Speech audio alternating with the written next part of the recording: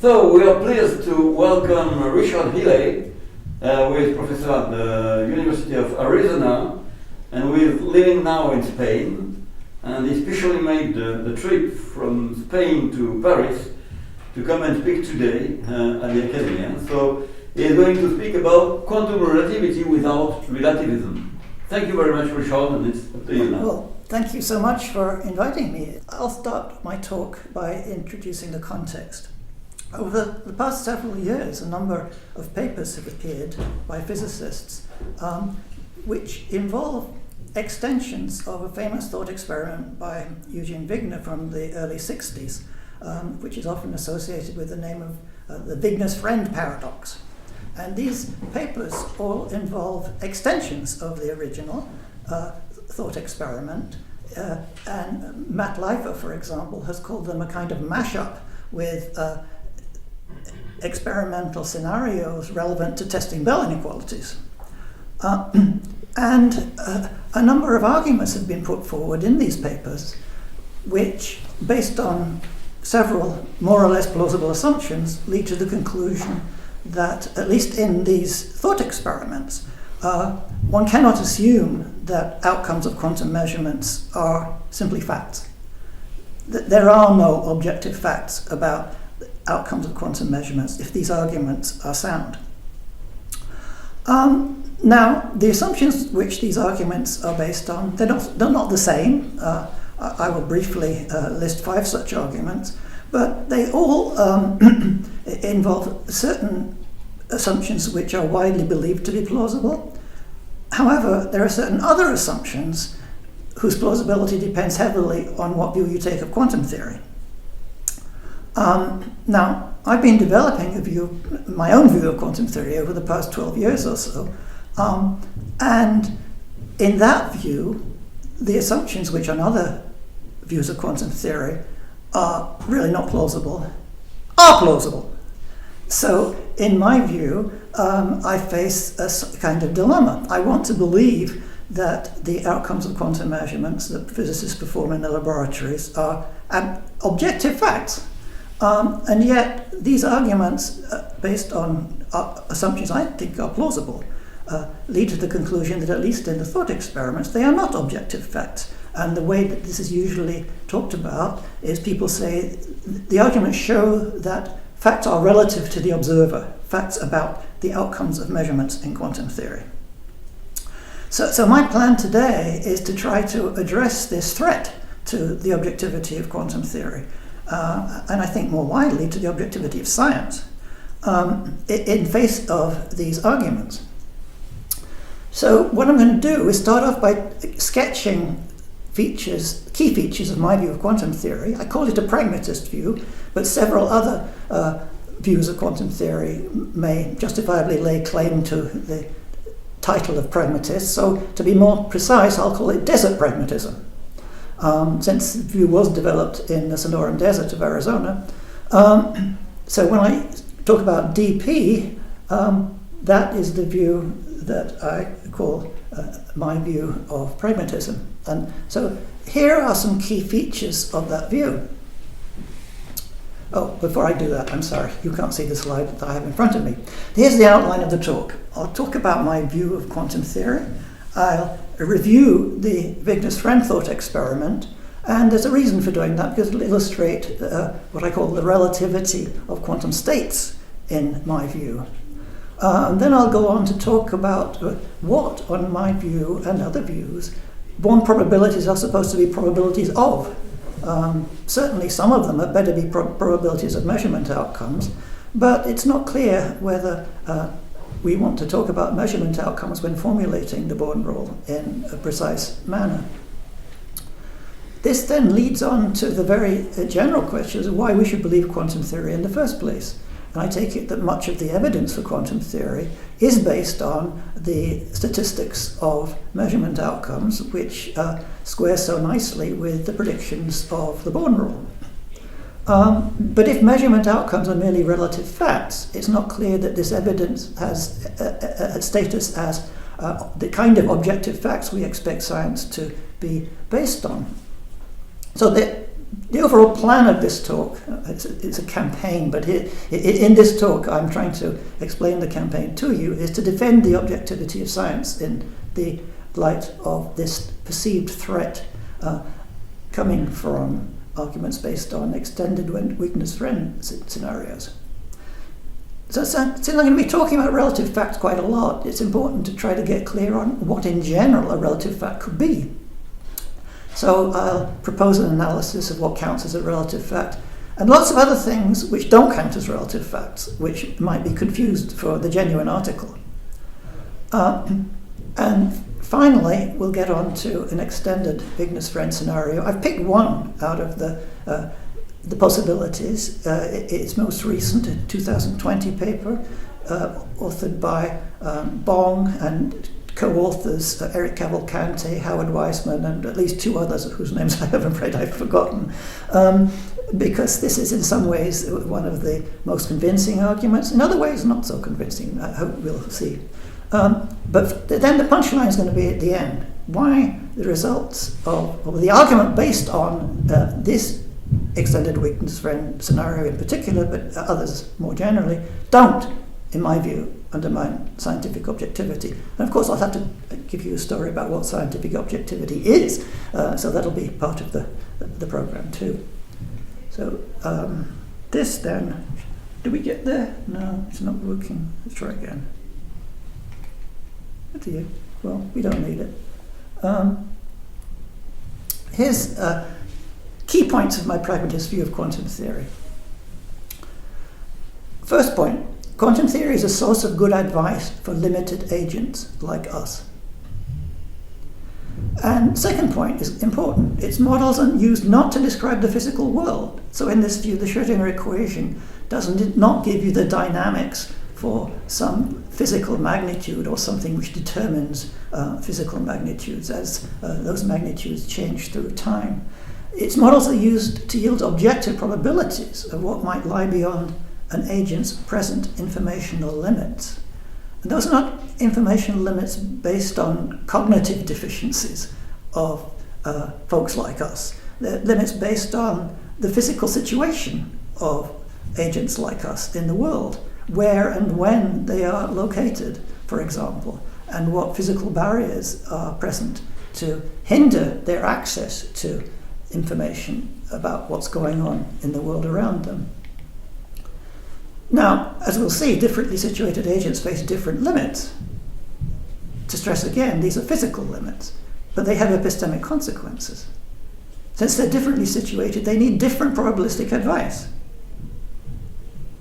And because a quantum state yields those probabilities via the Born rule, you shouldn't say that a system is in a quantum state. You should say that a system has a quantum state relative to what I call a physical agent situation. Differently situated agents will therefore have different quantum states. That's the relativity of quantum states on this view. So a quantum state is certainly not a physical thing that jumps to a different state on measurement. The state is simply relativized to a different agent situation. The word jump appears in Dirac's Principles of Quantum Mechanics. At least from the second edition, he said that's what happened to quantum states on measurement. I only found out that this was inserted only in the second edition quite recently, reading a paper by Wen Mervold. I haven't gone back to check it, so I assume he's right. Okay, so the last point is in red because that's what I'm going to use the Wigner's-Friend scenario as originally formulated to illustrate. So in my version of Wigner's-Friend scenario, we have Wigner outside a completely physically isolated laboratory in which his friend is performing a quantum measurement. And what she's doing is measuring the z-spin of a spin-half particle. And she thinks that the particle, before she measures it, is in a superposed state corresponding to x in the positive, spin x in the positive direction. But what I'm going to do now is discuss how each of Wigner and his friend handle this situation quantum theoretically. What quantum state did they assign to things? Well, I already told you that the friend assigns the superposed state initially to the particle. And after she has performed her measurement, she takes it that there is a definite outcome. Perhaps she records spin outcome was up. But there's a 50-50 chance in the superposed state of getting that. And then if she wants to continue to go on making measurements on the same particle, assuming that her first measurement was minimally disturbing, she will assign it the spin-up eigenstate. Wigner outside, of course, is unaware of all of these things going on inside, except he does know that his friend has made the measurement. So he will apply quantum theory by assigning a quantum state to the entire laboratory, including the system and the friend and everything else in the laboratory, which afterwards the friend takes to be recording the outcome of the measurement. So if we ask about what state the system is in after the friend's measurement, we get two answers. We get the friend's answer, it's now in an eigenstate of spin in the z direction. Wigner's answer, no. The entire lab is in a superposed state, the unitary evolution of its prior state, and if we take the reduced state of the system, it's not in an eigenstate, it's in a mixed state. So who's right? Well, in my view, they're both right, because there is no unique state of the system afterwards. There's a state relative to the friend and a state relative to Wigner. But that's not what Wigner himself said, back in the 60s anyway. What did he say? Well, he said, look, Wigner outside can try to find out what the state of the laboratory and therefore its contents is by performing measurements on it. He assigns the unitary evolute of the original state, which is now produced an entangled superposition of two components, one of which has the particle in an up eigenstate and the rest of the lab in a up recording condition. Friend remembers it being up, all of the notebook indicates it was up, computer records say it was up, and so on. And the other eigenstate of the particle now being in a spin down eigenstate, and the rest of the lab being in a state corresponding to an eigenstate of, crudely speaking, having been recorded to be spin down. So that's how Wigner will describe it. Now he can check on this description by performing measurements on the lab. And one thing he can do is to perform a measurement which will certainly give a particular result if he's right about the state of the laboratory, in the sense that his assignment to it of the unitary evolute of the original state is now a massively entangled superposition of the two components. So if he measures this magnitude AX, then if the contents of his friend's lab are represented by the superposition, the entangled superposition that I've written down there, he will certainly get AX equals 1. So that will correspond to performing an interference measurement on the lab, if you like. On the other hand, if the contents of his friend's lab have really jumped into a component of the superposition, then he's equally likely to get the outcome AX equals -1. By the way, the numbers 3 and 4 have no significance. I've just cannibalized a different presentation. Today you can count them as 1 and 2. I won't refer to them again anyway. But he doesn't have to do that. He can do something which from his perspective seems to count as observing his friend's outcome by measuring a different magnitude, the magnitude AZ. And if he measures AZ, if he gets +1, he can take that to confirm that the outcome was up. And if he gets -1, he can take that to confirm that the outcome was down. But of course he can't measure both AZ and AX at once because they are incompatible magnitudes. Okay. So what did Wigner himself say back in the 60s? First of all, just to review, if he treats the entire contents of his friend's lab as a physical system, he will evolve its state unitarily and can detect interference by measuring AX equals +1 for sure. Wigner's friend will take her measurement to have caused a jump. If it did, then Wigner will no longer detect interference between the two components. And if he repeats the same thing again and again, he's probably going to build up statistics where about half of the results are AX equals minus 1. Wigner himself answered, no.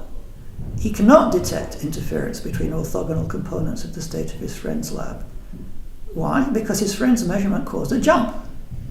Why? Because she's not just a physical system, because she is conscious. It was not possible to formulate the laws of quantum mechanics in a fully consistent way without reference to the consciousness, he concluded. He changed his mind later, apparently, although I have not followed up the reference to find out what he thought later. However, his original answer is the one that has provoked all of the controversy.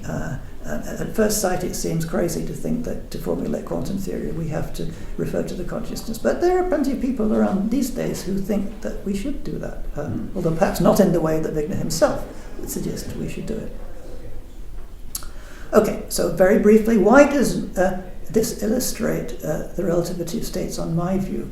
Well, remember that the red highlighted point in my sketch of my view said that a quantum state is not a physical thing that jumps to a different state. The state is simply relativized to a different agent situation.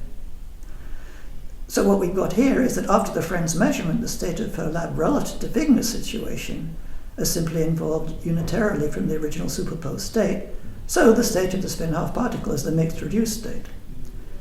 But the particle state relative to the friend's situation is this pure z-spin eigenstate with eigenvalue equal to the outcome of her measurement.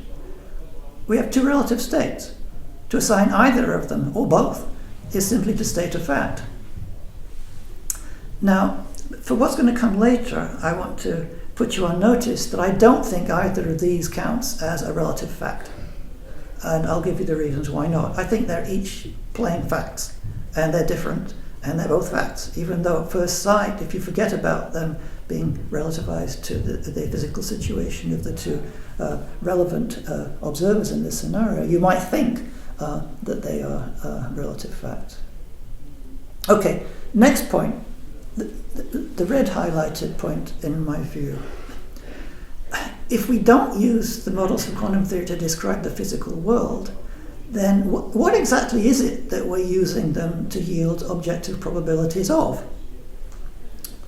Well, that's a sort of hotly debated question. And the first thing that everybody pretty much says, for example, in a relatively careful presentation in a textbook, is that Born probabilities are probabilities of measurement outcomes. But John Bell wrote a famous tirade against the word measurement, saying that no precise formulation of any physical theory should ever use the term measurement or anything like it. So if we're not going to talk about probabilities and measurement outcomes, what can we talk about? Well, one option is this. We can talk about events in which a magnitude takes on a value. Carlo Rovelli, for example, calls these things facts. We know, of course, from Koch and Specker and Bell and lots of other people that not all such events manifest pre-existing values. That's not what's going on. And the rest of the paper, I'm not going to decide this issue definitively because there's a lot of disagreement about what we should take the Born probabilities to be probabilities of.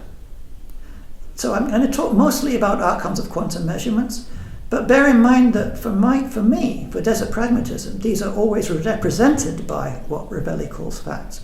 So I'm going to take it that Born probabilities are probabilities for events in which a magnitude takes on a value, in my view. Okay, now, why should we believe quantum theory? Well, there's lots of evidence for it, and that evidence comes in various forms, but one absolutely critical form of evidence for quantum theory is outcomes of quantum measurements. But let's back up even further. Let's talk about science, not just quantum theory for a moment. I think there's widespread agreement that in science objective knowledge is based on observed facts. I believe that, and I think if you ask biologists, chemists, most physicists in most contexts, they would say, yes, of course it is. Quantum theory then counts as objective knowledge, in large part because the statistics of measurement outcomes square so well with Born probabilities. But that assumes that the outcome of a measurement is an objective fact, which I take to be an assumption underlying the practice of experimental physics, although perhaps some experimental physicists would reject that rather sweeping claim. Recent arguments based on extensions of Wigner's frame thought experiment have challenged the objectivity of these facts. So this is the real threat that I'm trying to address today. If different observers don't agree on the outcomes of their measurements, they fail to provide objective evidence for quantum theory.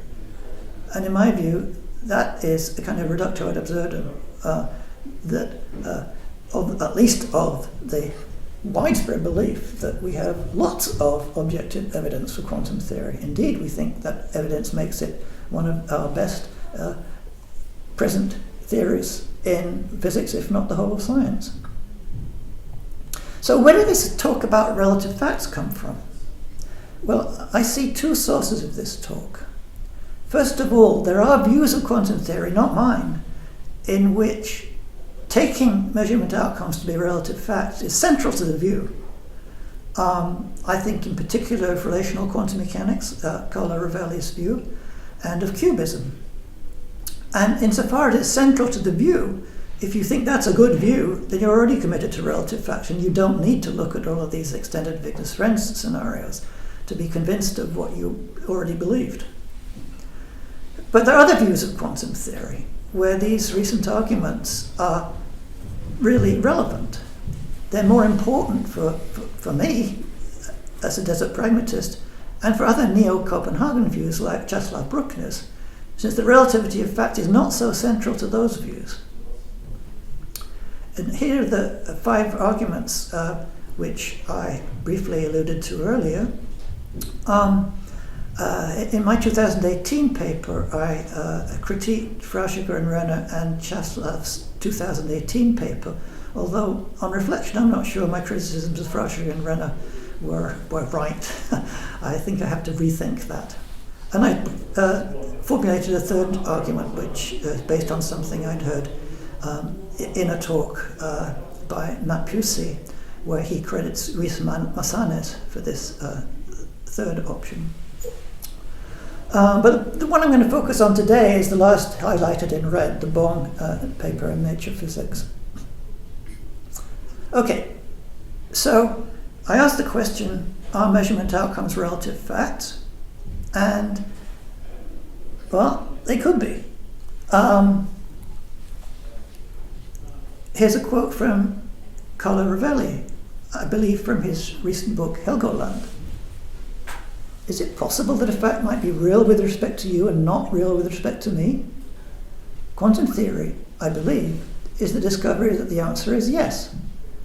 Facts that are real with respect to an object are not necessarily so with respect to another.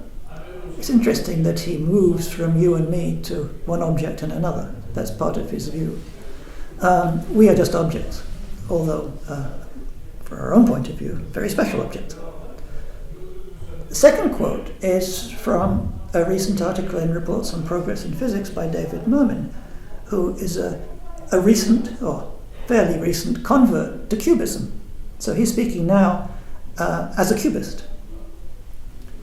Niels Bohr always emphasized the importance of ordinary language because, he said, it was the only way to represent to others the outcomes of experiments.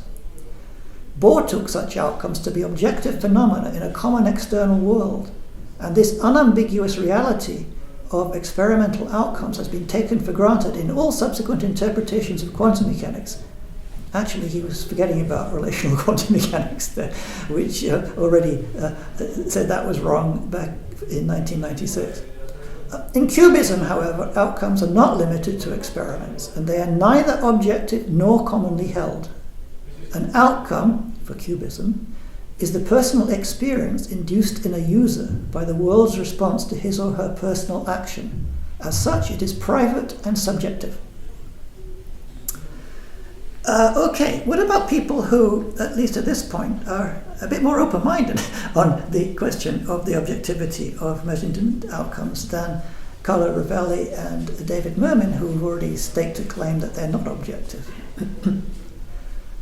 In his commentary in the same Nature Physics issue in which de Bong et al. Paper was published, Czeslaw Bruckner said this: a set of plausible assumptions, together with the assumption that an observed event is objective and not relative to anything or anyone, contradicts quantum mechanical predictions and experimental data. I'll get to that part later.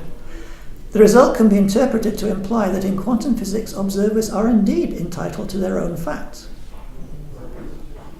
A bit later, he says that one of our most precise scientific theories might actually be based on subjective facts at its most fundamental level, raises deep philosophical questions about the fundamental nature of reality. I think that's right. The hope, however, is that our experiences and decisions in the macroscopic world remain based on objective facts. I hope so too, and I'm trying to show they are. Final quote taken from an interview. It is a quote from Howard Weissman, one of the co-authors of the paper I'm talking about now. This quote comes from an interview with science journalist George Mosser. I can't remember where that's published, but I do have the reference if you're interested. It could be that there are facts for one observer and facts for another. They need not mesh. It is a radical relativism, still jarring to many. Okay. So, just a review of not just a review, a look ahead at my plan in case you tell me I've spent too much time talking to you and I have to stop early. The plan is to defend the objectivity of science. I'm going to admit that there is indeed a sense in which a measurement outcome is relative. I'm going to say that in the thought experiments, this would remove their objectivity. But thought experiments are not real experiments. I think that the thought experiments will never be realized in the physical world we live in. Not the 5 I've talked about, and if anything like that comes down the pike later, not that either. So I'm going to argue that in the world as it is, agents will always agree on the relative facts, including the outcomes of all quantum measurements. And I take it that that's all the objectivity science needs. First of all, to provide strong reasons to believe quantum theory. And secondly, to treat these relative facts as plain facts, even though they're not. For all practical purposes, to use that little phrase that Bell quaintly called FAP, these relative facts are plain facts. So actually, as far as science goes, there's nothing to worry about. For philosophy, yeah, philosophers should still worry about this, but for scientists, I think no. Okay, now what I want to address is the question of what are you talking about when you're talking about relative facts? I think not enough attention has been paid to this question. People have thrown around the phrase relative fact without really probing deeply as to what that could be in general. So for a moment, forget about quantum theory, forget about science, and just ask the philosophical question: what could anybody possibly mean by a relative fact? So let's start out with some candidates for relative facts. And I'm going to dismiss the first 3 as not really being relative facts. First candidate: today is Monday. Is that a relative fact? It's just a fact, right? Suppose somebody uttered the same words tomorrow. They uttered the words, today is Monday. Then what they said would be false. They would not be stating any kind of fact, because what they said would not be true. The point here is that a sentence doesn't always make the same statement. It depends on the context in which the sentence is used to make an assertion. And in this case, the context is supplied by the time in which the assertion was made, or the day on which the assertion was made. So what we're dealing with here is something being relative to context, but it's the context of assertion. This is not a relative fact. Once the context has been specified, we know exactly what statement is being made, and we know exactly whether that statement is true or false. And if it's true, it's a plain fact, no relativity about it. How about this? What is the magnetic field strength of one of the superconducting magnets in the Large Hadron Collider? Well, it varies as the thing is cranked up, but when the protons get to an energy of 6.5 TeV, the magnetic field strength is 7.7 Tesla. Is that a relative fact? Well, if you look at things in the proton rest frame, the magnetic field strength is about 6,930 times as big. It's an enormous magnetic field in the proton's instantaneous rest frame. So what we're dealing with here is two facts.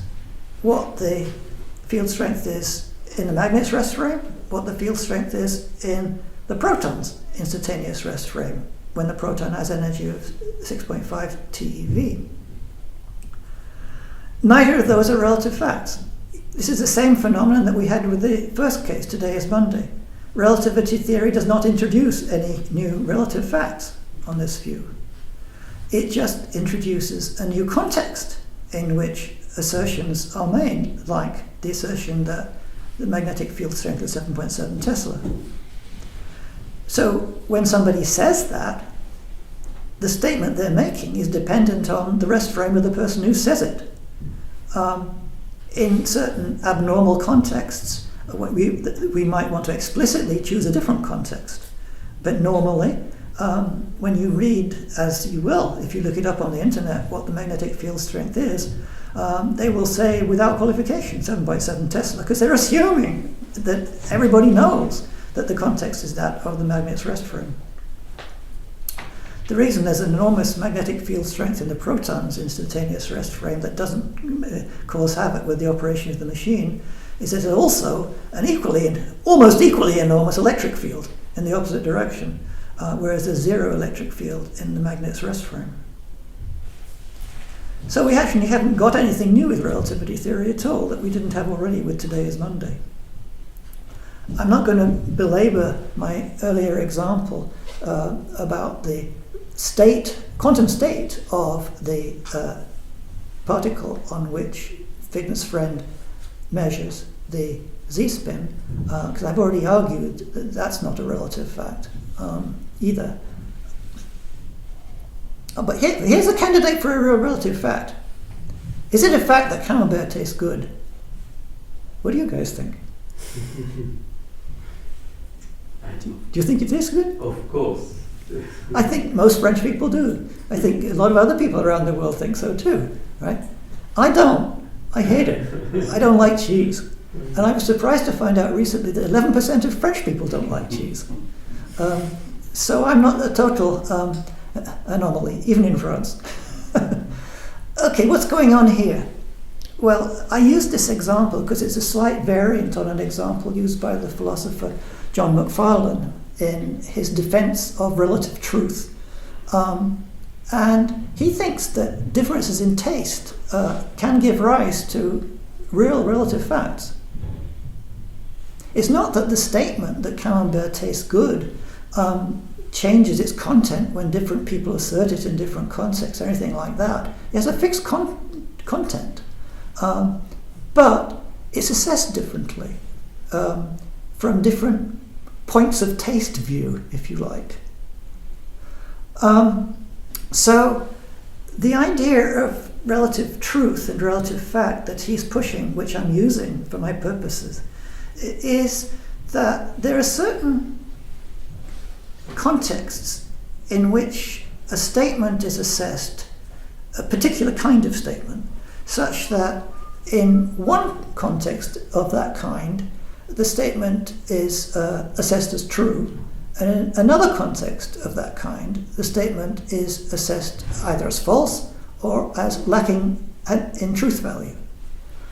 So this is a context of assessment we're talking about now.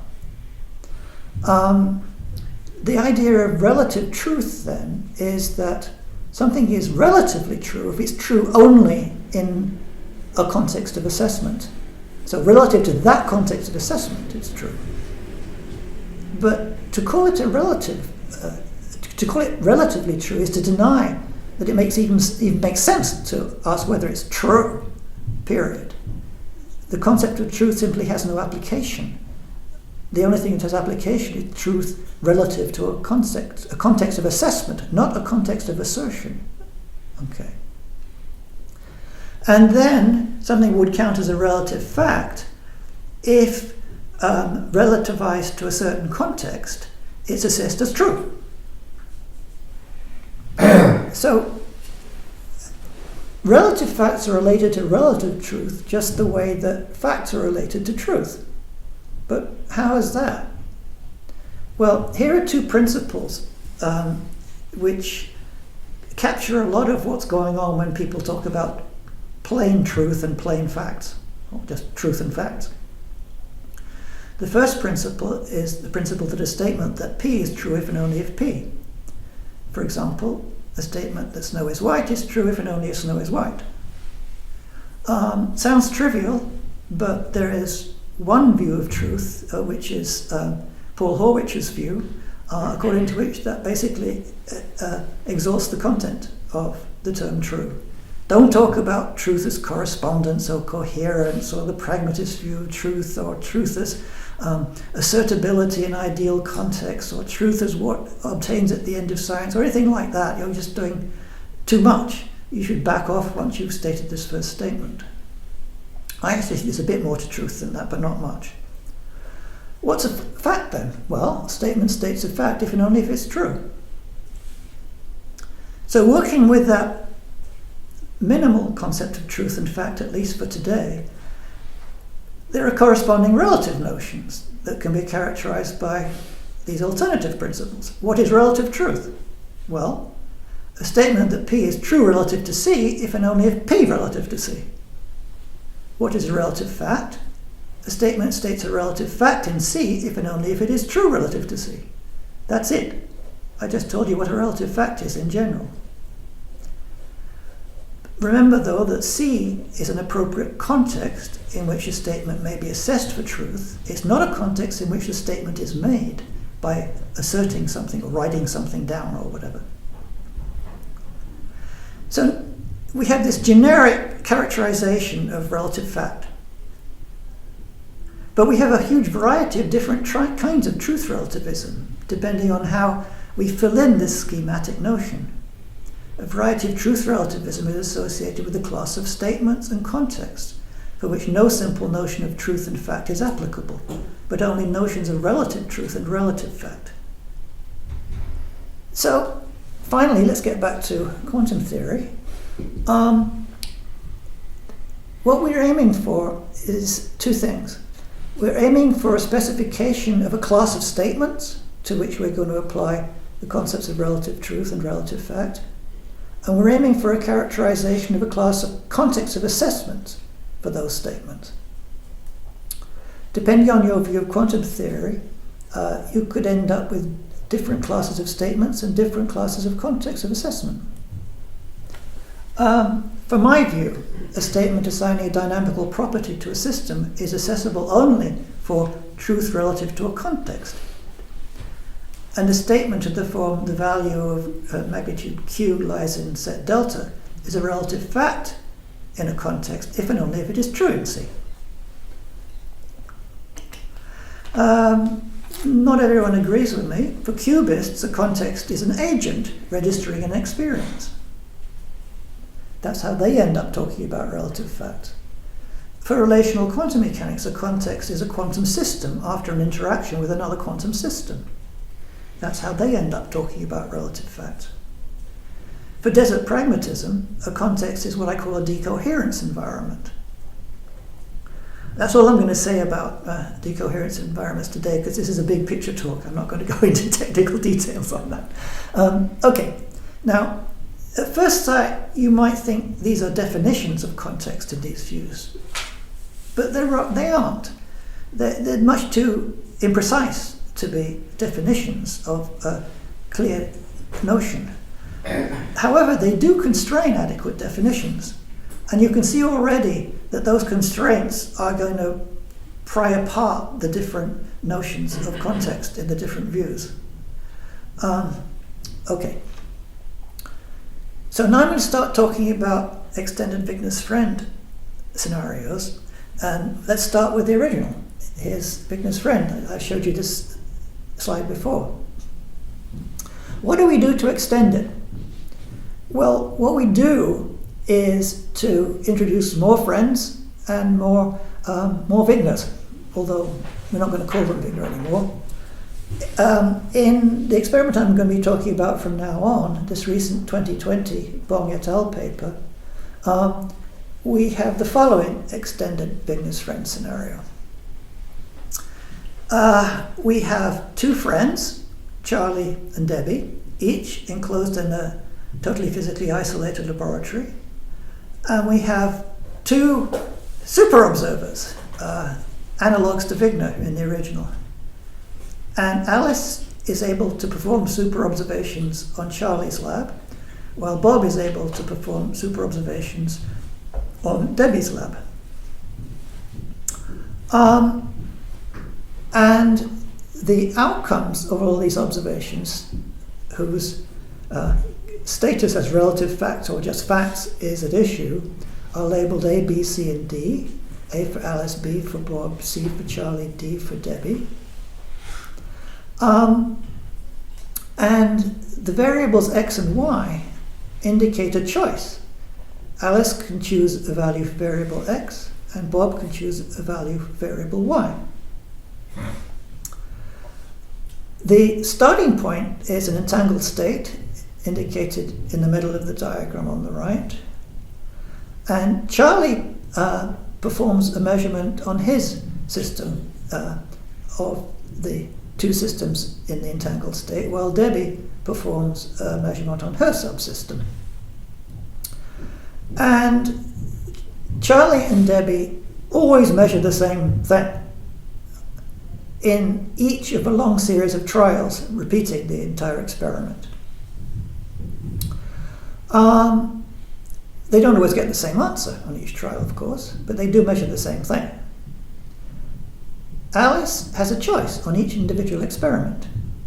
Unlike in most experiments testing violations of Bell inequalities for systems of entangled systems, she has a choice of three measurements to make. And so does Bob. He has a choice of three measurements. So X varies over X equals 1 to 3, and Y varies over 1 to 3.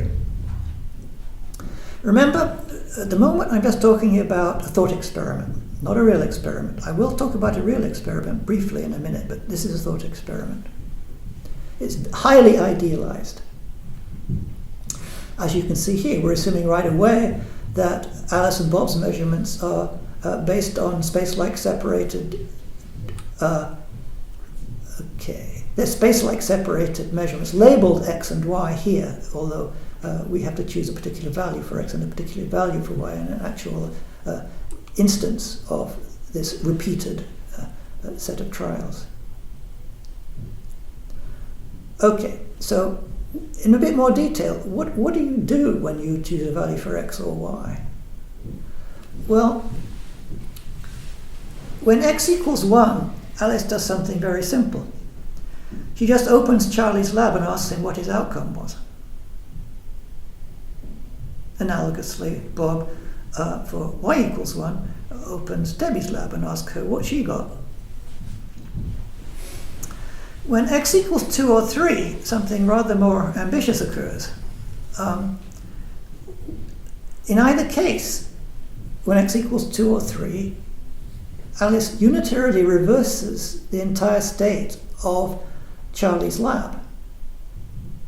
Having unitarily reversed it, now she has access to the unentangled state of his particle on which he performed his measurement, and she performs her own measurement on that.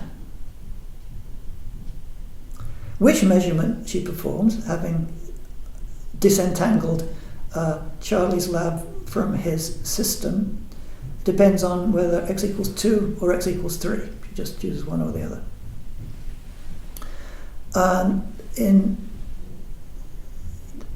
So in the figure B here, oops, not working.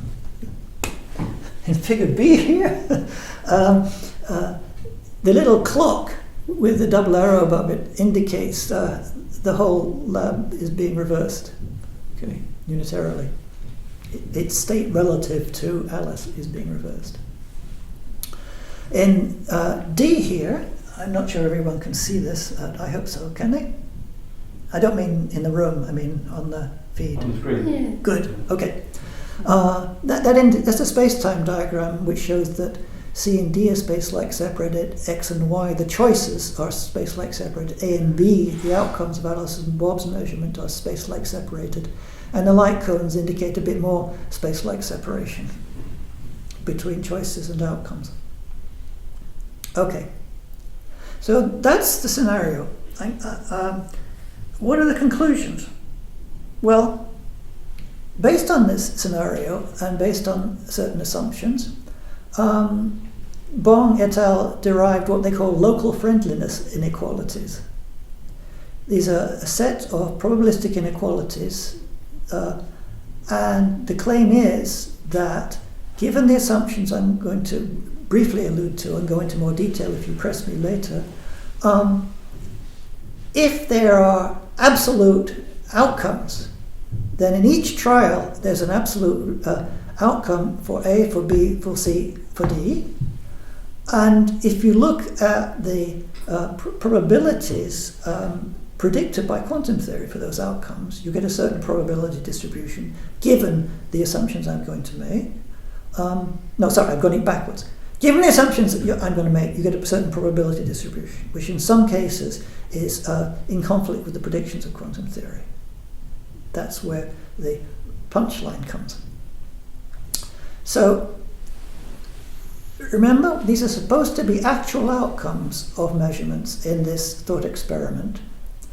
And the crucial assumptions that are made to derive these are a locality assumption, which is actually weaker than the locality assumption that is made typically in experimental context trying to test for violations of Bell inequalities. They assume there's no superdeterminism, crudely that Alice and Bob are free to choose whether to perform measurement 1, 2, or 3, subject to no constraints for anything that happened in the past. And absoluteness of observed events, which, again, rather loosely comes to the assumption that the outcomes are plain facts, in my terminology. There's a little plus in there, which if you really press me, I will elaborate on later. But the thing to keep in mind at the moment is basically the assumption that the outcomes are plain facts. Okay, there are settings, X and Y. Essentially, this means setting of a polarizer, analyzer, for Alice and Bob in the 2-3 cases, for which quantum theory predicts violation of those inequalities, as well as predicting violation of Bell inequalities. But there's something new here, because the assumptions required to derive the local friendliness inequalities are weaker, so it seems. So that violation seems more significant than violation of Bell inequalities. This is not just yet another Bell violation experiment. This is something different and, in a certain sense, stronger.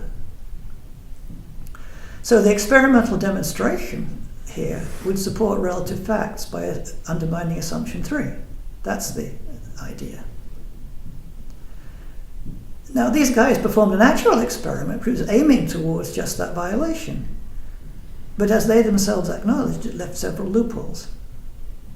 2 of which is familiar loopholes from tests of the violation of Bell inequalities, the detector efficiency loophole and the locality loophole. But there's another thing that they assumed, which I take to be a much more significant loophole.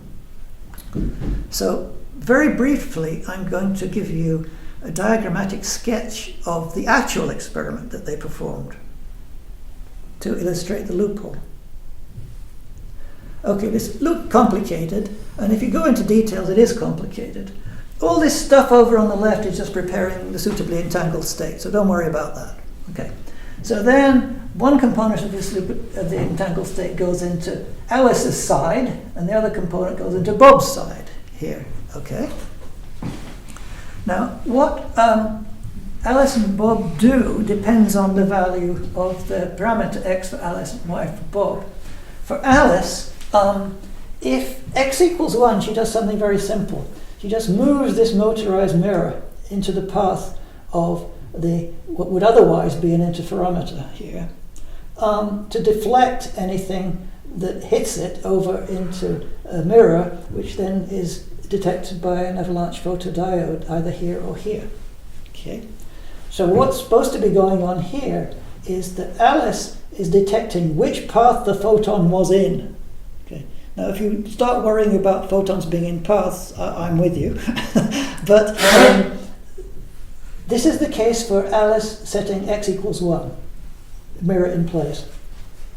So this is interpreted by these guys as being an experiment in which Alice simply opens Charlie's lab and asks him what he got. Okay. But it isn't. I mean, there's no Charlie here, and there's no measurement here. So Alice is not really asking Charlie what he got, because he doesn't exist and didn't perform a measurement. Well, he couldn't if he didn't exist. Okay. On the other hand, if x equals 2 or 3, she quote-unquote recombines or unitarily reverses Charlie's alleged measurement, which he never performed in the first place, and then performs one of these two different measurements, depending on the setting of this quarter wave plate, which components of polarization she is testing. Okay. Now, my critique there was rather brief, so in the next slide I just make this a bit clearer, I hope. There's a paper by Czeslaw Bruckner called Qubits Are Not Observers. He's actually not making the point that I'm making here in that paper. He's critiquing relational quantum mechanics. But the title is so cute that I am using it anyway, right? The experiment does not realize the conditions required for a sound no-go argument based on an extended Wigner's-Friend scenario. And they freely admit it. Right? It's not like they're making a claim which is not supported. They are not making the claim. Our experiment is best described as a proof of principle version of the EWFS. So to repeat what I just said with regard to the previous slide, since no actual measurements are performed by Charlie and Debbie, there are no outcomes, C and D. A photon path is not an observed outcome. So nothing in the experiment corresponds to Alice and Bob's unitary reversal of the quantum states of Charlie's and Debbie's labs. Charlie and Debbie don't exist and don't have labs in the actual experiment. So what are we talking about when we talk about reversing the state of something that doesn't exist? But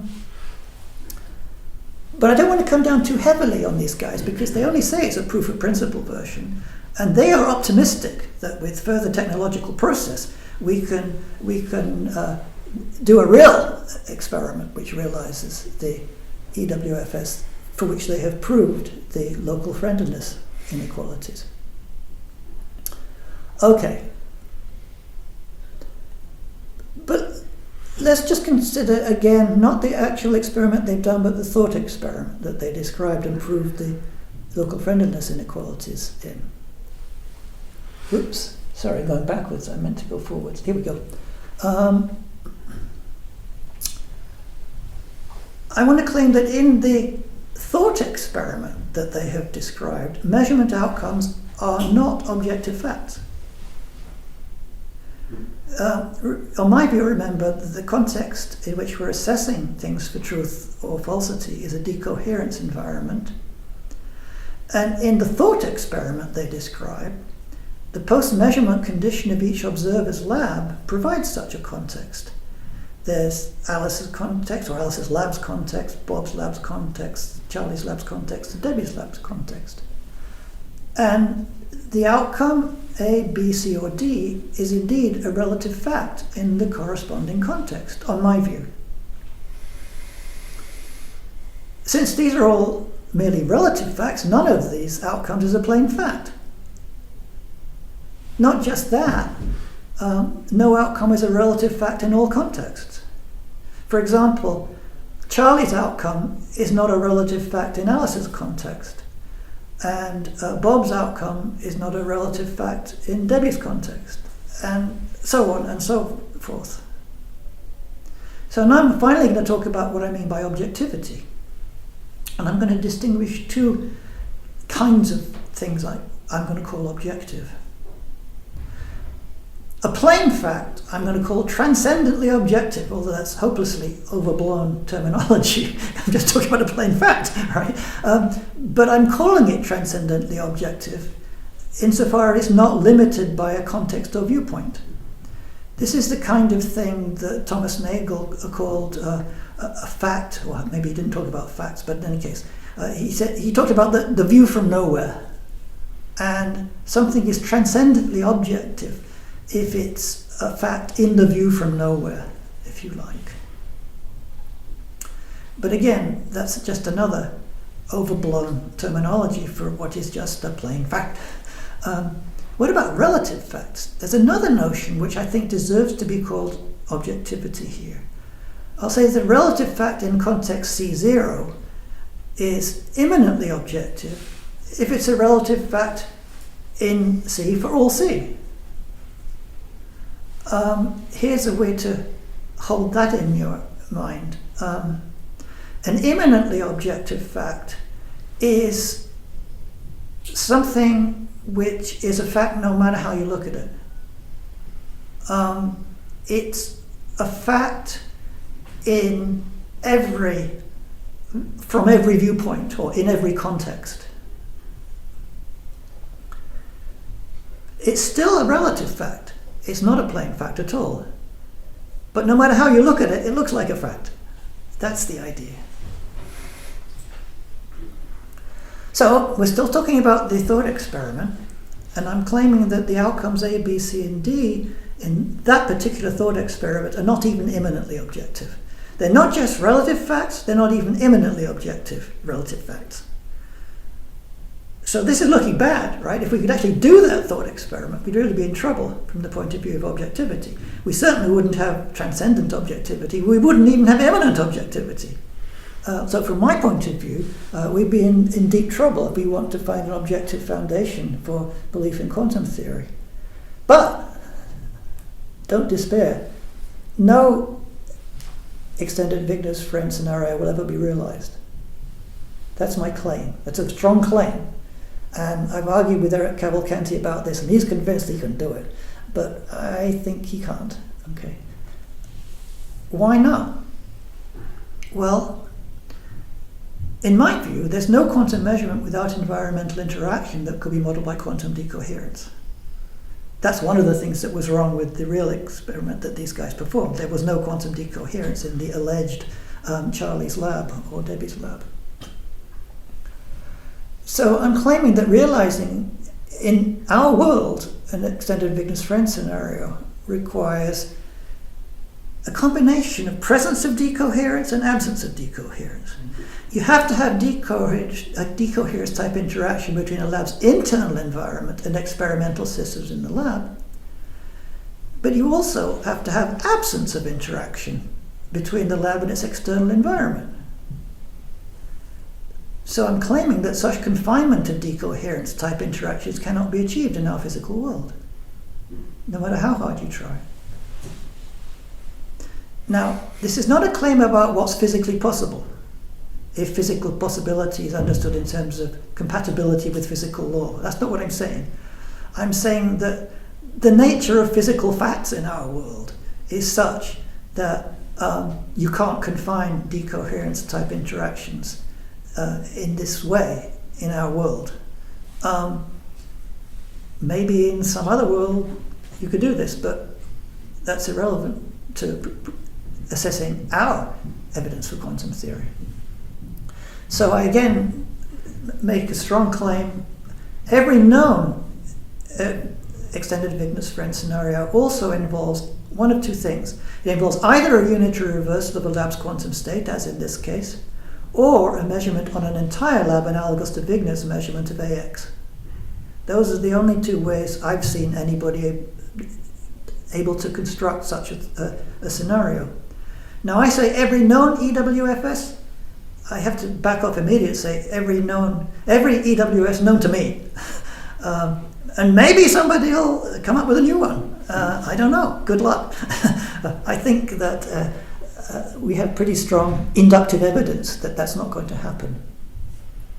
So to characterize what you'd have to do to create an actual extended Wigner-French scenario, you'd have to have an incredible level of quantum control. Now, there's a way to think about this that I learned in a preprint by Scott Aronson and Leonard Susskind and some other guys whose names I've forgotten. They say that level of quantum control will be necromancy hard. What does that mean? Well, think about Schrödinger's cat. Necromancy means bringing something that is dead back to life. So you'd have to have the level of quantum control that will permit you to reanimate Schrödinger's cat to do this. Good luck. Okay. So finally, this is the last slide, and thank you for not telling me to shut up earlier. This has been long, I know. So actual measurement outcomes in our world are imminently objective. Why is that? Because in our physical world, there's only one decoherence environment shared by all agents. You can't sort of parcel up decoherence environments and separate them from one another in the right way. If that's true, and again, this is a strong claim, every actual measurement outcome is a relative fact in all contexts. In all contexts, because there's only one context. So, if this is right, every actual measurement outcome is imminently objective. And I think that's all the objectivity science needs. To provide strong reasons to believe quantum theory, which is what I was after, because I do think we have strong reasons to believe quantum theory, and I hope I've shown how we can have them, and to treat these relative facts as plain facts for all practical purposes, for all scientific purposes in particular. Philosophers, as rather less practical people, may have other purposes, and I think it's very philosophically interesting that, at least in my view, reflection on these extended Wigner-French scenarios has caused me to back off from the claim that outcomes of quantum measurements are transcendently objective facts, while holding on firmly to the view that they're eminently objective. Thank you. Thank you very much. Thank you very much for this very stimulating talk. We'll have some comments to do. Yes. Many different things. Perhaps could start by the first one about your way to characterize what is relative facts and relative truth. Yes. And that's an important point for all your talk, because of course Right. you rely on the definitions from Yes. you. Of course, everything you say is totally true if you put yourself inside what I would call a quasi-classical standard realism. Mm-hmm. And your way to describe relativity of facts, depending on the context or on people, for example, for the taste of the cheese and things like that, are of course true. But what you characterize comes from the fact that your basic assumption is that the world is, in a way, as it is for everybody. It is independent of everybody. It is as it is. And of course, what you characterize as relative is due to the fact that one observer can have a different feeling, for example, for the cheers, about what things are, such as they are. But I think that's what people like perhaps the cubists, or I don't want to speak about Caro relational interpretation, because I don't agree with it, because I don't think that it's correct to describe the measurement as a correlation as it does. But let's speak about cubism, and I agree with Cubism on that and we had a lot of exchanges together Yes. recently, with my position, which is not so far from Cubism, even if I don't totally agree with that. The way you see the reality is far different from the usual realism. That means that when we say that facts are relative to an observer, that doesn't mean that there is a standard reality that is shared by everybody and that everybody can feel differently this reality. It is that the reality by itself is not the same. Mm-hmm. And for Cubists, they are not intended to describe the real world because they don't want to speak about the real world, they want to speak about only the bets that each agent can do on this external world, but they don't want to speak about this external world. So it's difficult in Cubism to really understand what is the picture they have of the reality. They don't want to speak about that. It's difficult. I'm not sure I agree with that. I think that, at least for Chris Fuchs, part of the motivation for the Cubist program is to extract what one can say about the world. You're right, I agree. Well, admitting that quantum theory itself doesn't say very much, because it's a tool which any user can pick up and apply to make better bets. Of course. Right, yes. It is what we can say about the reality, but they don't say much more. But because they say that it's outside of the field of quantum theory. Yeah, but the point in trying to understand quantum theory is that then you can finally find out the objective bits in the scrambled omelette. I would not say objective bits because Chris is agreeing with the fact that the bets can be different from different agents, and that there is, if you push him far, there is no way to compare what one agent has got. Uh-huh. Because the communication between agents is something like a measurement. So you are never sure that when you ask somebody what they have seen, it is really what he has seen. It's just what is you hear that he has seen. And that's exactly the same in my conception, the topical solipsism, that everybody can see what he sees, but we have no way to compare things because each observer builds its own reality. And in this case, just finish on that, in this case, relative facts or relative truths are much more than just related to a context. It is that every observer owns his own reality. And that's relative, not only for just the taste of the cheese, but much more on all the universe for each observer. That's probably David Mermin would agree with everything you just said. Chris Fuchs, I'm not sure he would. I think Chris is after something more. He's trying to first understand quantum theory and then, based on that understanding, say something about what the world is like. And maybe there's a split in the Cubist camp on this issue. I don't know. But that doesn't satisfy me. I want science to be objective. And if it's not objective, then I'm extremely worried. And I'm not getting any kind of objectivity from Cubism of the kind that I want. But let me just say something though. What I said here about truth and facts has nothing to do with science or Cubism or anything else. This could apply to mathematics. It could apply to anything. All right. I'm working at a very general level here, and I'm doing that to clarify the notions of relative truth and relative fact before any application at all.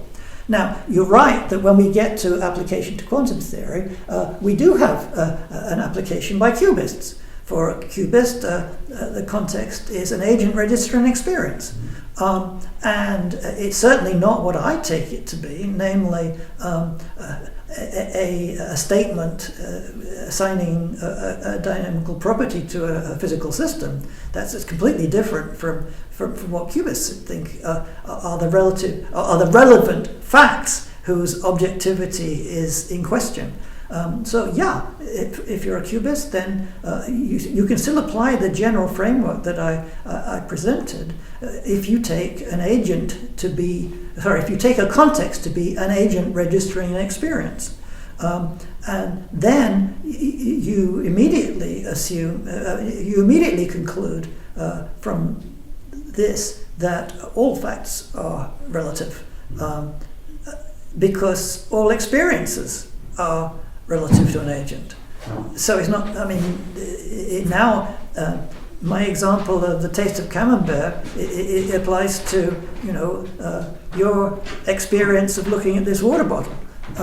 And you have an experience when looking at the water bottle. Everyone in this room has an experience when looking at the water bottle. And they're all different experiences. So we all are now talking about relative facts about this water bottle. They're relative because they're relativized to the different experiences we all have. Indeed, when I said this water bottle, what was I talking about? Was it my water bottle or was it your water bottle? I wouldn't say it was the water bottle, but you have to reject that. You have to say, my present experience, water bottle-like, or something like that. Yeah, and all what you say is perfectly correct in the usual way of understanding reality, but perhaps what is shown by quantum mechanics is that this is not the final point, and that this is this can be questioned, and perhaps what is shown by this no-go theorems and things like that, like Časlav says also, this is no more possible to adopt this simple way to see relative facts, and you have to go further.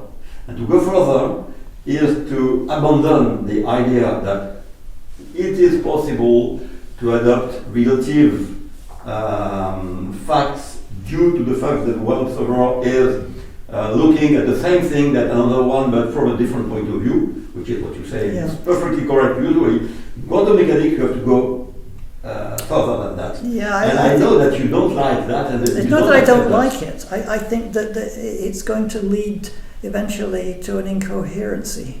That it doesn't even make sense if you press it hard enough to talk about each of our personal worlds, because you can't construct a world out of your fragmentary experiences. What science does is to let us share our takes on the world, to construct something which is largely independent of any individual's take on the world. And by doing that, you're able to secure what I call immanent objectivity, because it's what we can all come to agree on, and anything that we can all come to agree on has that kind of objectivity. And everyone's experiences are different. But another thing that worries me about the view that you're offering to me is that I don't see how one can, as it were, reconstruct a world based on any individual's fragmentary experiences. So let me just I give a quick answer on that. We have to pool our experiences. Just a quick answer, and I'm going to argue in favor of my position, which is not cubism, but is a convenient solipsism, in which I go further than cubism, because, as you know, we discussed that, I assume that each observer has his own perception, building his own reality.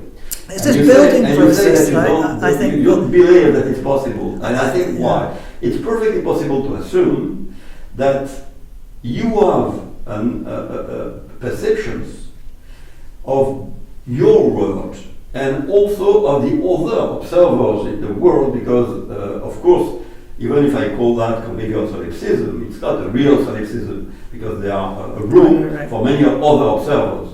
The only thing is that, and that's the case also in cubism, that other observers are, from my point of view, exactly similar to measurement apparatus. They are objects, and they are capable to be in superposition. Okay?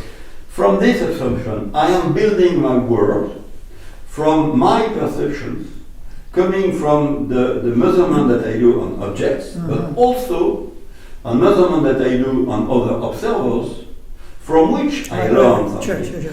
So I don't see any problem to build the world from that.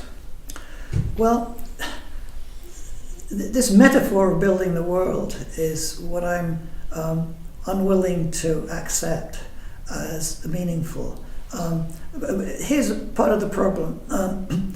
At one point, again, this is David Mermin, he talks about David Mermin, create concepts in order to sort of help me understand the world.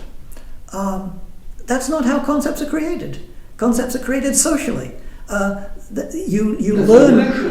You feel that, but that's an illusion. It's the only way that could happen. When you talk with other observers, even if it's through your own mind, you have the illusion, the impression that it's social.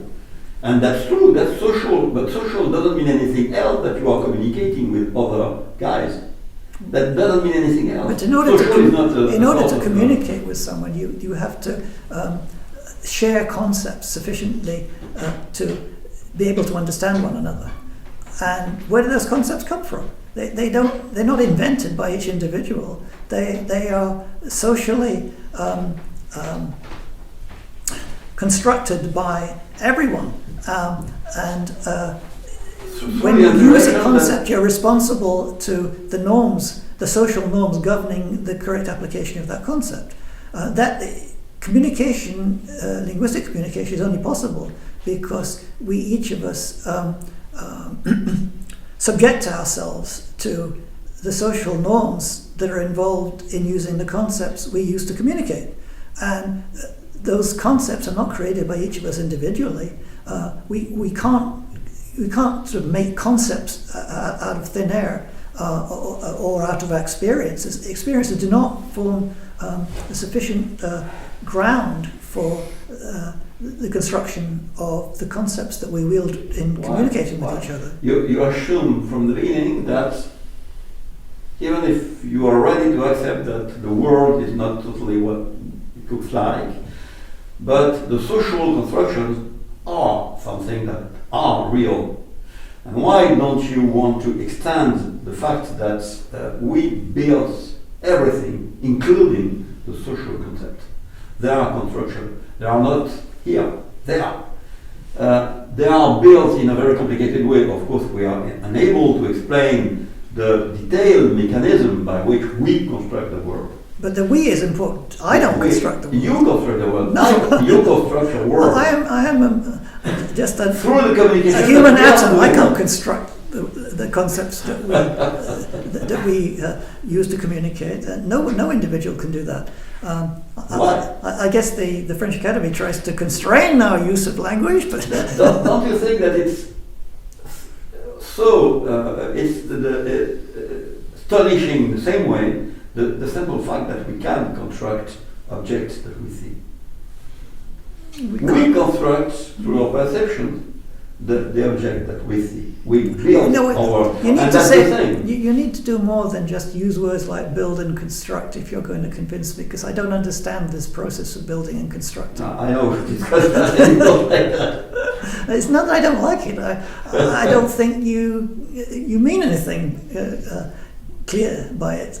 I mean, it's a nice metaphor, but there is no cash value. Okay, so perhaps somebody else from Michel.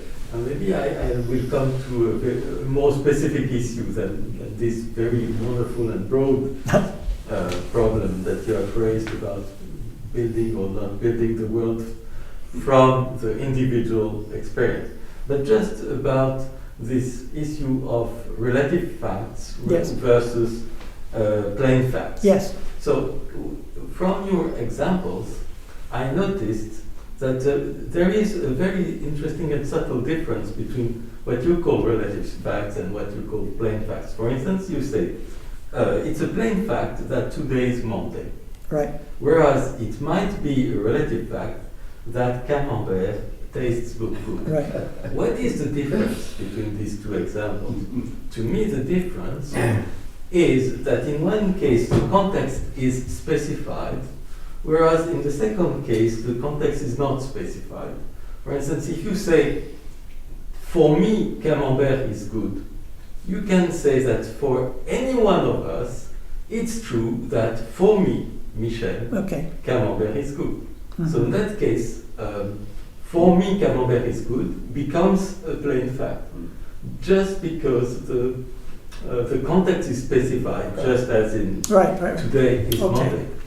But what we want to when we think of physical facts, we want to go beyond this mere, this mere specification of context towards something that is supposedly independent of any context.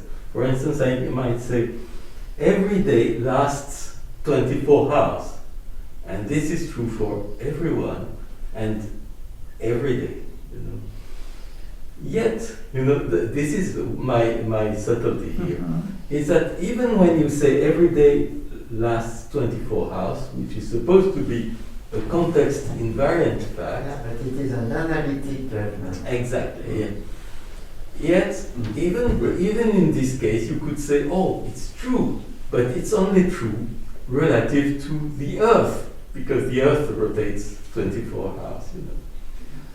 So here again, you have pushed, the concept of a plain fact a step further, but then you discover that in fact this was a hidden relative fact. So my question would be: are there facts which are not hidden relative facts? That's my issue. And I have doubts about this. Well, one could appeal to mathematics. 1 + 1 = 2. That's a fact. Yes, is it a fact or a definition? No. Anyway, definitions insofar as... It's not a fact. Well, definitions insofar as we accept them as true become facts. Yeah. So it might be both a fact and a definition, that's not a problem. But I'm not sure, I tried to distinguish two kinds of contexts that are relevant here. And this is the starting point for Macfarlane's analysis of relative truth and relative facts. That most of the work in philosophy of language, which talks about contexts, is work that illustrates the role of context in determining the content of the statement that is expressed. And there's another kind of context which doesn't play a role in determining the content of what is expressed, but does play a role in assessing the truth of what is expressed. And that's the context of assessment, not the context of utterance or the context of assertion or whatever. Okay. I think the examples you gave me were all examples in which there was a sort of hidden parameter governing the content of what was expressed. And I'm not concerned with that. I mean, you can multiply further parameters which determine the content of what is expressed. The obvious ones are time of utterance, place of utterance, in my case, frame in which the utterance is made. But there might be less obvious ones you can throw in there too. That's fine. But that doesn't address the issue of the role of the context of assessment. That's a different kind of context. And again, if I put my Macfarlane hat on for the moment and focus on the camembert, he would say that people who disagree about the taste of camembert continue to disagree, even when they agree on the content of the statement. And so you can't say, oh, well, they all agree, really. It tastes good to me, it tastes bad to you, that's fine. No disagreement. They'll say, no, the disagreement continues. We understand what's meant. Relativizing it to individuals in terms of cashing out the content is not going to clear away the disagreement. And to understand the nature of the disagreement, we have to introduce this further parameter, the context of assessment. And that's where relative truth comes in. And I think he's right about that. And that's the lead I'm following from philosophy, not from physics or anything like that. But then, in the case of today is Monday, Yeah. people would agree, but because they are sharing the same context, today is now, I would say, and this now is a common context. Whereas in the case of I like camembert or I don't like camembert, the context is singular. It's an individual. So there is a difference in this case between a generic context. But look, suppose we play this game. You say I like camembert. Well, actually, let's not say I like. Say you say camembert tastes good. I say camembert tastes bad. Okay. So can we get rid of the disagreement by saying, oh, when I say camembert tastes good, what I really mean is camembert tastes good to me. Yes. Well, actually, I'm not going to say it's bad. And you say it tastes good to you.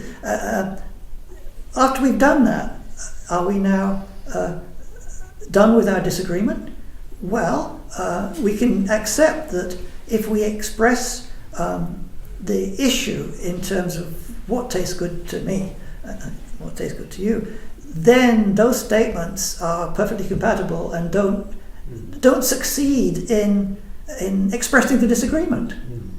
But the disagreement continues because there's something else we're disagreeing about, namely the taste of camembert. Yes. Okay.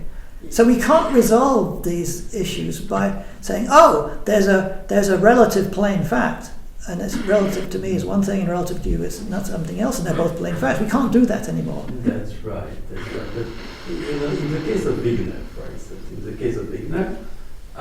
you have, for instance, all the people in the laboratory, Right. who would claim that, for instance, this outcome has been obtained in Right. the measurement.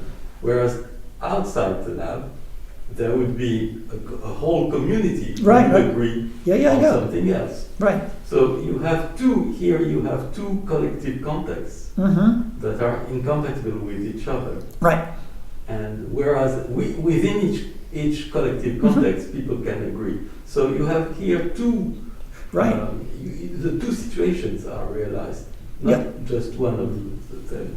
Yeah, no, I think that's actually very important. I said at one point that for today I was going to simply assume this minimal view of truth. But I think you need to do more. I like what Hugh Price says about truth. He thinks that there is a further function of the concept of truth that is not captured by this minimalism. And the further function is spurring debate on issues within a community. So in your example, it's important for people in the Friends lab to employ a concept of truth, because that forces them to enter into a debate as to what the outcome really was. Okay. And for people outside the lab, there's another function of the concept of truth. They can argue with each other about what the quantum state is they should assign to the particle, right? So truth has this further function of spurring those two debates, the internal debate and the external debate, and that's fine. See, I think that my concept of relative truth has the same function within the subcommunities. So I'm thinking that relative truth is really very close to plain truth. Not only does it satisfy a close analogue of the same minimalist principle, but it also satisfies the same functional role of spurring debate within a community. So I didn't say that in the talk, but I'm saying it now. And I think that's important. But thank you. To discuss this point, I think that the initial Wigner-Friand experiment is fuzzy, because inside the lab somebody made a measurement and got a result. Outside the lab nobody made any results, any measurement. So the question that is asked in this situation is, what is the state vector that Wigner should assign to the system? And that's a debate, because it seems that it should be the reduced vector, but it's not the case. But that is not something about fact. That is, what is the state vector that I should assign when I'm outside of the lab, and that seems that is ambiguous. Okay, I think that it is, for this discussion about the facts and truth, much more interesting to go further with the more recent experiment that have been proposed. I agree with you, I don't think that it will be possible, the necromancy. And I'm very skeptical about the possibility to reverse unitary into time, that's crazy. But if you take only the first of that kind of experiment that have been proposed by Progija and Renner, it's much simpler, much more simple, because they don't ask to reverse the time. They just compute what is got by people making measurements. And what they prove is that each people having made a measurement and having got a result, if people are speaking together after, they will not agree. And that's not an agreement about what I could assign. It's a disagreement about results, real results. And what they try to show is that if you are in a sort of standard realist position where a result is really a result for everybody, then there is a contradiction. And then aside, so they have 5 or 4, I don't remember exactly, hypotheses at the beginning. But the most questionable one is the fact that when somebody gets a result, it will be the same result for everybody. That is what they prove is false in their experiment. And that is, to my point of view, the most important. What that proves is that the existence of results shared by all observers, in this case, is not possible. And that's more powerful than the initial Wigner experiment, because in the initial Wigner experiment, we don't really know what Wigner should assign as a state vector. In their case, it's much more precise.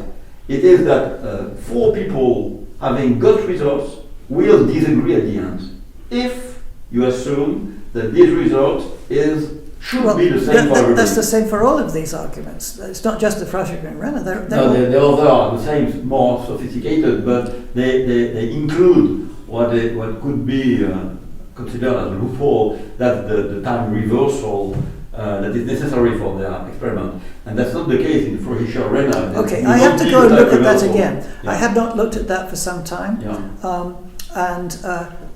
If my general strategy is going to work there, then I have to find something in their thought experiment, or else in the argument based on the thought experiment, that could not be turned into a real experiment. Yeah, exactly. I'm in agreement with that. As cubists, also they are not disturbed by that. Right. Neither I am. Sure. Because we don't assume that a result should be exactly in the absolute the same for everybody. Yeah. And in this case, we just cancel the last hypothesis. And in this case, their argument is okay, but we are not disturbed by that because we don't need this assumption. But in your case, because you're claiming that the objectivity should be there for doing science and physics, then you should be disturbed. Yeah, that's what I'm doing. I'm being disturbed. Or you can try to find a reason why their argument doesn't apply. I need to take a look at that again. I wrote in my 2018 paper, that was one of the arguments I criticized. And on reflection, I don't think that I hit the weak point correctly. I saw that because you wrote this paper, and I saw a paper from Shaslav saying that he was not in agreement with you. Is it the same? No. In my 2018 paper, I criticized 3 arguments. Yeah. One was Strasser and Renner, one was Chaslav's earlier article, and the third one I actually thought worked, and that was the argument that Matt Pusey credited to Luis Massanes. And I sort of fancied it up a bit, but my contribution was not wholly original. I just introduced relativity to make it clear that the argument worked in a way it wasn't obvious to me it worked without relativity. I mean, the theory of relativity this time. But no, I was criticizing Chaslov's paper, and Chaslov and a couple of students replied to my criticism, and I replied to theirs. Okay. And I don't think that criticism worked. Okay, so I missed the last one. Yeah. Okay. No, and indeed, I think that my criticism of Chaslov's argument was one of the motivations for the Bond paper. That I think if you read the paper, there's a point where they say that they refer to my paper, and I think their argument is an improvement on Chaslov's, because it's not subject to the criticism I made of Chaslov's argument. Basically, my criticism was that, look, Chaslov's argument relies on counterfactual measurements. And the Bond paper is better because it doesn't. It just refers to actual measurements.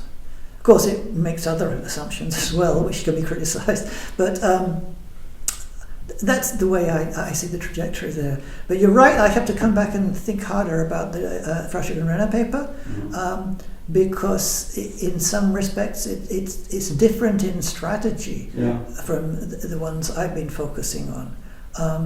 I mean, they're not quite trying to, they're not directing an argument against the assumption that there are absolute facts, if you like.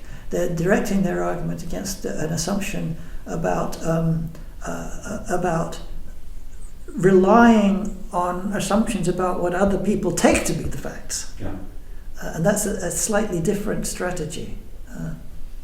May I ask a question? Of course. Yeah. My name is Etienne. Thank you very much for your talk. I just wanted to ask a question, because you mentioned a difference between the context related to the content of an assertion and the context relative to the assessment. Yes. And in your answer to Michel, you made this point, and I'm not sure you can actually make a distinction like that. Can you give an example of a context which would be related to the assessment, which cannot be converted into a context relative to the statement? And in any case, to me, the question of the taste of the camembert seems completely different, in the sense that in that case, the disagreement which you say is persistent is just, it seems to me, it's just from the fact that there is no answer to does the camembert taste good? And it seems to me it's exactly the same as if you measure, I don't know, the X component of a particle, of a spin 1/2 particle, which is oriented towards the Z component. And you ask, what is the value of the X component? There is just no answer. So that's fine. This is perfectly fine. So, and in the same way, the camembert, what is the value of the test of the camembert? There's no answer. That's it. And so I don't see how this relates to what you have been discussing. So, thank you. Let's see then. If you read Macfarlane, you'll see there are lots of ways in which he's trying to apply his notion of relative truth and relative fact. And he starts out with the example of differences in taste. And the argument there is that to understand what's at issue in a disagreement of taste, it's not acceptable to say, well, there really is no issue here because there's no answer. Because they will continue to argue. And each of them believes there is an answer. And each of them believes they have the right answer. Now, you might think that's a futile argument, but the logic of the situation, if he's got it right, is that there is no reason to think that the dispute can be dissolved by either saying there is simply no fact of the matter, it's all a matter of taste, or by referring to the context of utterance The context of utterance is only relevant, or would only be relevant, if there was some issue as to what the content of the statement was. And if you take his analysis, then the content of the statement is perfectly clear, and they both agree on what the content is. They just disagree about whether the statement is true. And they continue to disagree, even if you come in and helpfully suggest, well, there's not really any answer, well, so what are you guys disagreeing about? That will not remove the disagreement. I don't agree with this. I mean, again, if you ask for the value of the x component of a spin 1/2, which is oriented towards z, there is no answer. This is not a problem. It's not so, and we can agree that there is no answer. It does not mean that if you look at the positive outcome of Stern and Gerlach oriented towards x, you will see plus, and if you look at the minus output, you will see minus. So both of these things are true statements, and you can adopt a more global point of view where you agree that both of these things are correct, and you understand why they disagree, and they are right to disagree because the statement actually is relative to the measurement you made, and so it's again a content problem. It's not the fact by itself. There is no value of gooditude or the taste of the camembert has no value, but what has a value is the measurement of the taste by someone. So there is no relativity in that. It's just, do you see what I mean? I don't think the situations that you're describing are analogous in the way that you think they are. I take it that in a situation where a particle is measured to have up in the z direction, there is no fact about what its spin was or what its spin is in the x direction. So I agree with you on that one. There's no issue about relative facts there. There's simply no kind of fact about the x spin in that direction, relative or non-relative.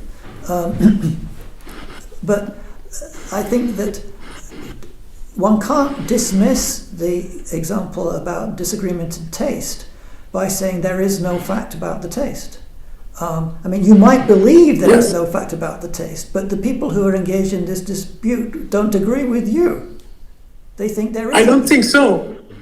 I think they will accept that there is no truth value of regarding to the taste of the camembert, and that's because it's a test. It's a result of a measurement by someone, and that's it. I think they will agree with that. Maybe in the beginning, if they start to argue, they will think, no, there's a real value. It's either good or not good. But then if they consider the problem, they will realize that, yes, in fact, no, just as we realize that, yes, in fact, there is no value of the X component in all states of the spin. So they may I think it's exactly the same. They may do that, but they may not. Can I add something? And we have a question here after. I think that this example of the camembert is confusing because camembert is not a quantum object. No, it's precisely because it's not a quantum object that it's a good example. The big difference between the camembert and a spin is that it's possible for you and I to taste the camembert, the same camembert, and to disagree, let me say. But what Etienne says is not the same, and that's the reason why I think that there is a disagreement between the two of you. It's because when he says that a spin x is not defined, that's true, but it's not possible with a spin x to have you measuring the spin and finding plus, and me measuring the spin and getting for the same the value minus. So it's different because the spin is a quantum object and the camembert is not. And so the comparison stops here. I think it is not very interesting to go further in this direction because the situation is very different by testing a camembert and by measuring a spin. Yeah. This was simply used as an example to motivate the idea in without talking about science or quantum theory or anything else, that there might be a sensible notion of relative fact. Because the term is thrown around so casually in discussions of this matter when it comes to the extended Wigner's friend scenarios, and I think people need to get clear about what they're talking about. And it may be that the example of the camembert by itself is not sufficient to illustrate the use of a notion of relative fact, but there are other contexts in which one can introduce that notion. For example, McFarlane talks about different assessments of knowledge claims. Can there be a disagreement about whether somebody knows something? Well, yes, there can. Can the disagreement be resolved by saying, oh, well, if that's the standard you required for somebody to count as knowledge, then clearly that person doesn't know something, but with a more relaxed standard of what it takes to count as knowledge, they do know something. So there's really no issue. But maybe there is. I mean, maybe the people still say, but look, that's all very nice, philosophical ways of trying to get rid of our disagreement, but he really knows. So the same issue can come up in other contexts, which might motivate the introduction of the notion of relative truth. And there are several other contexts in which McFarlane tries to argue for this. There's one point that is actually interesting here to me. Other things are obviously interesting to you. Namely, that there's a very strong notion of a relative fact that is not in question in discussions of the extended Wigner's friend scenarios. It could be that something is a statement whose content two people entirely agree on. One of them says it's true, one of them says it's false. Maybe Camembert is an example of this. This never happens in discussions of the extended Wigner's friend scenario. The worst case of failure to assess truth value the same way is a case in which one person says this is a true statement about the outcome of the quantum measurement, and the other person says there is no true statement about the quantum outcome of the quantum measurement. So it's not a strong disagreement. Now you can get strong disagreements. For example, I didn't talk about Everettian scenarios, but in Everettian scenarios there can be something which counts as a relative fact in this branch, whereas it's false in that other branch. So there's a strong relativity there, which is not present in the views of quantum theory I've been discussing. Jean-Claude Trichet, can I ask you a question? Please. I heard you saying with a great determination there is no possibility to run an EWFS experiment and it will never happen. Yes. So could you confirm that you are absolutely sure that it will, whatever progress we made in all domains, including of course technology, that it will never be experimented? Absolutely sure. Gosh, how much would I stake on it? A large sum of money, but not all the money I own. You reassure me. No. I mean, actually, it's a challenge, really. If you guys think you can do it, I will certainly pay attention, but I believe you will not do it.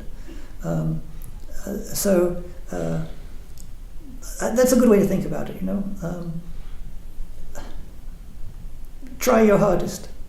It's an interesting project, but I wouldn't. If I were a funding agency, I wouldn't fund it. Put it that way. Okay. No, that's a good response. And prudent. After all, Einstein had some problems with an experiment he thought was impossible. Yes, right. And he was and right. Yeah. It was not. Right. No, and Schrödinger thought you'd never be able to make experiments on individual quantum systems, and today it happens all the time. So you can be wrong about these things. Let me just say one thing. I have engaged in conversation with Eric Cavalcanti on this issue, and he's much more of an optimist.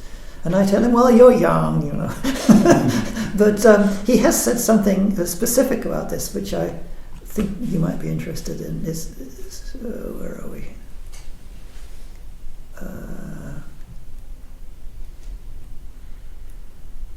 That was the one. No? Sorry. Here. Okay. This was not in the paper that I've been relying on, but in another paper. He thinks that maybe you could build this inside a quantum computer, which is running a strong AI program.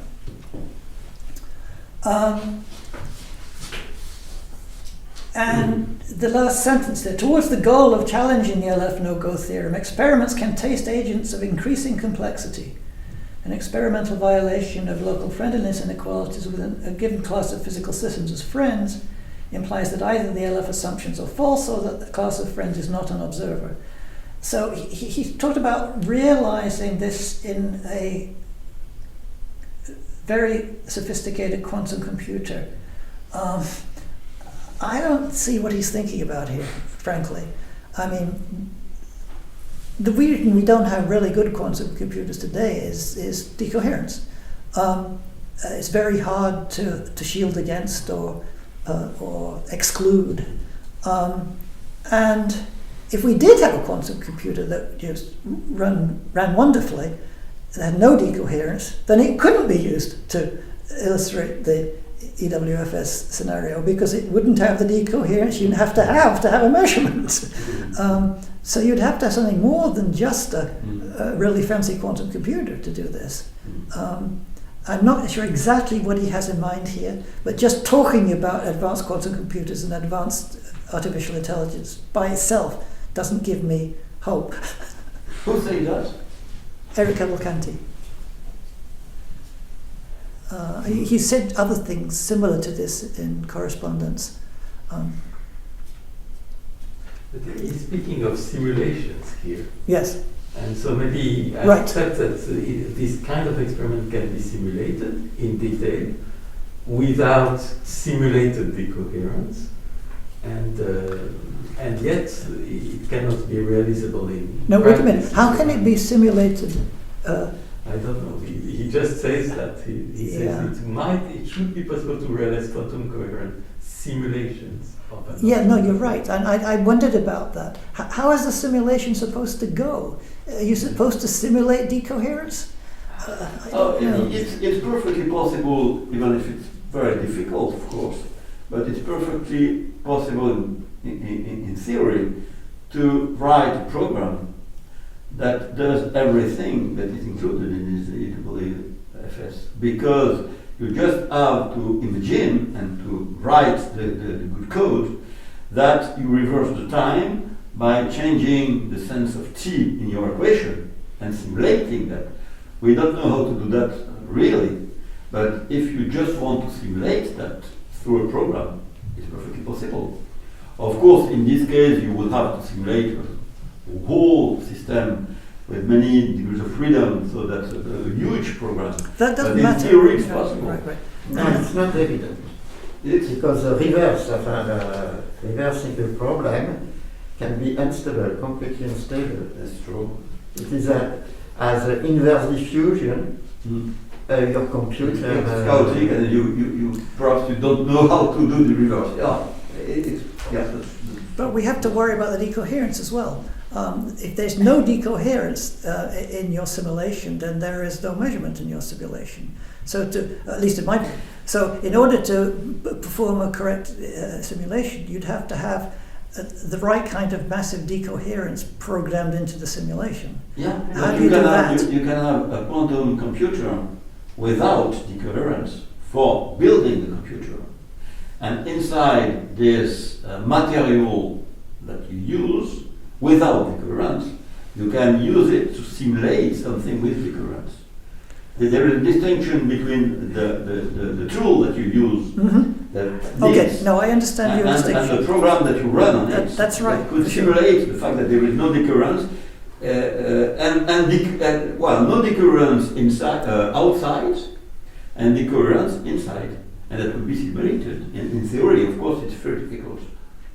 Yeah. If you Yes, after all, this is simply linear algebra. I mean, if you build a unitary matrix which represents the evolution of the system, and then you just compute the evolution. So there's no. If the system which is described by your unitary matrix includes many particles, it will be automatically, decoherence will occur. And then you can, of course, reverse it just by inverting this huge matrix. So in principle, of course, in practice, it's difficult, but in principle, you just invert the matrix and you reverse the evolution. That's no problem. Yeah. Now, when you're talking about simulation, is it important for the simulation you're talking about to be run on a quantum computer? Or could you run it on a classical computer? In principle, I think that even a classical computer could do it. Because it seems important to him that it be a quantum computer. Yes. Linear algebra can be No. simulated in standard computer, no problem. There's no limitation. Two people are talking to me at once, and I can't understand either of you. I think that a classical computer could do the same simulation, of course, in a time much bigger, and that is just saying that IA and quantum computer, just because it's brand new and up to date. So that gives some strength with argument, but I think that it's not at all necessary. It's just because it looks better. So you're disagreeing with him then? Okay, that's interesting. But what would such a simulation show? I don't understand exactly. How would the simulation differ from the thought experiment? How would it be a real experiment? It wouldn't be a real experiment. It would be a simulation. And the thought experiment is already not a simulation, but something that we construct mentally. And a simulation is the same, isn't it? Yes, I agree with that. Would be exactly the same. You assume the physics and you get the answer. What you want to check with a real experiment is not just to assume that the laws are what you think they are, but actually do it and check. Exactly. And I agree with you that this cannot be done by a computer. That's exactly the same. We could try another example, much simpler. You know that when you describe the current process, then you have to trace off on the degrees of freedom, the degree of freedom of the environment, because it is usually assumed that it's not possible to measure all the degrees of freedom of the environment. But it's very easy to imagine a program doing a simulation of measuring such an observable. You know what Bernard Espagna called the sensible observable. And of course it's not possible to do that really, because it would involve a measurement of something like 10 at 24 degrees of freedom, which is impossible in practice. But if you use a computer, then you could simulate that by saying that the computer assumed that it got a result for each spin of the environment that it measures, saying, for example, at random, plus for one, minus for the other, plus, minus, and a chain of 10 to the 24 bits. And then, in this case, the simulation would show that the measurement of this observable that is not feasible in practice gives a result that is not compatible with the fact that the traced matrix describes a proper mixture. Of course, that will not bring anything more than what D'Espagna said and others said. That is that the possibility in principle to measure the observable proves that the reduced matrix is not the matrix of a proper mixture, but it's an improper mixture. And doing a simulation is perfectly possible, but will not bring anything more, because we already know the results. And that's the same for this experiment. We know the physics. And so the computer would just simulate the law of physics that we know And so we'll get the result that we think we are going to get. Yeah. But the important point is not that. The important point is to check that in reality, the world is really behaving like that. There's another interesting thing that I've been thinking about lately. Suppose that we were able to perform this experiment. How would we know that we had done it? Because the point of the experiment is to show that there really are no absolute facts corresponding to the quantum measurements. But in the EWFS that I talked about, those facts are erased during the course of the experiment. So there will be no record of them afterwards. So how do we know they were there? Because there is nothing left at the end to indicate whether they were there or not. That would be a worry. Yeah, that's right. That's the reason why that kind of experiment seems a little bit weird. That assuming that it's possible to reverse time always leads to things that are not really credible because the consequences are so strange, so that we don't know exactly what that means. I mean, you could sort of see that already in the actual experiment these guys did. Because the claim was that the actual experiment was one in which Charlie got a definite outcome, but even though he did, Alice's reversal erased the record of that outcome. So how do we know there was an outcome? We don't, after it's all done. All we're doing is basing an argument on the assumption that there was an outcome. Thank you. I think that it's time. Thank you. Okay. Thank you very much. Thank you all for your questions. Thank you very much. Thank you very much.